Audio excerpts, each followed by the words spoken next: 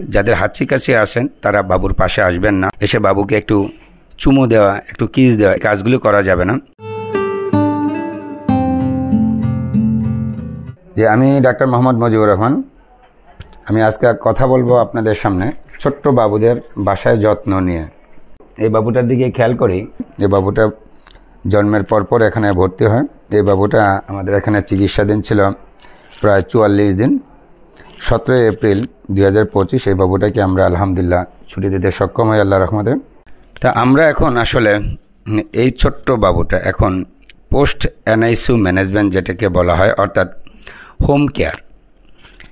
বাবুটাকে ছুটির সময় তাকে বলে দেওয়া আছে বাড়িতে তাকে কী যত্ন নিতে হবে, আর কি করলে সমস্যা দেখলে তাকে দ্রুত হাসপাতালে চলে আসতে হবে। বাবু যদি দেখা যায় যে হাইপোথার্মিয়া হয়ে যায়, অর্থাৎ তাপমাত্রা যদি খুব কমে যায়, অথবা যদি জ্বর চলে আসে, অবশ্যই চলে আসবেন।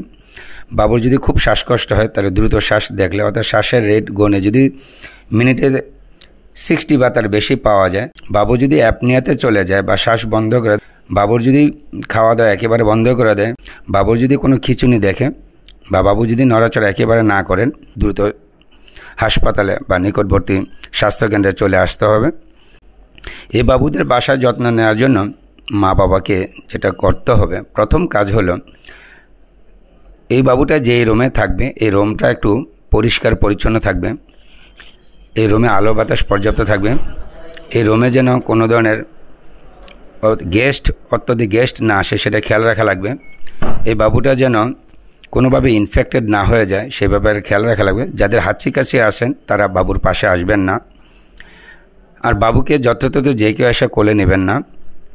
আর বাবুটাকে যে কেউ এসে পান সিগারেট এগুলো খাওয়ার পরে এসে গ্রাম অঞ্চলে বা বাসা বাড়িতে যেটা হয়, এসে বাবুকে একটু চুমু দেওয়া, একটু কিস দেওয়া, সেই কাজগুলো করা যাবে না। এই বাবুটাকে 2 ঘন্টা পর অবশ্যই বুকের দুধ খাওয়াতে হবে। আর ওকে যে মাইক্রোনিউট্রিয়েন্টসগুলো যেমন ফলিসন, ভিটামিন ডি, বি কমপ্লেক্স এগুলো দেওয়া আছে, এগুলো নির্দিষ্ট যে নিয়মে দেওয়া আছে এই নিয়মে অবশ্যই খাওয়াতে হবে। সবচেয়ে বড় জিনিস যেটা হলো বাবুকে ক্যাঙ্গারু মাদার কেয়ার বাড়িতে ওর ওজন 2500 গ্রাম পূর্ণ হওয়ার আগ পর্যন্ত রেগুলার, যেভাবে আপনারা ক্যাঙ্গারু মাদার কেয়ার বা কেএমসি দিচ্ছেন রেগুলার কেএমসি দিতে হবে।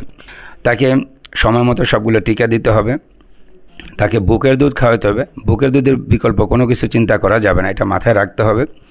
আর যেই লক্ষণগুলো বলে দেওয়া আছে যেগুলো দেখলে বা বিপদ হতে পারে, দ্রুত হাসপাতালে বা নিকটবর্তী স্বাস্থ্যকেন্দ্রে চলে আসতে হবে। আরেকটা জিনিস মনে রাখতে হবে, মা হলেন বাবুর সবচেয়ে বড় ডক্টর এবং টিচার। মাই বুঝতে পারেন তার বাবুটা আসলে কোনো ধরনের ডেভিয়েশন বা কোনো সমস্যা পড়তেছেন কিনা।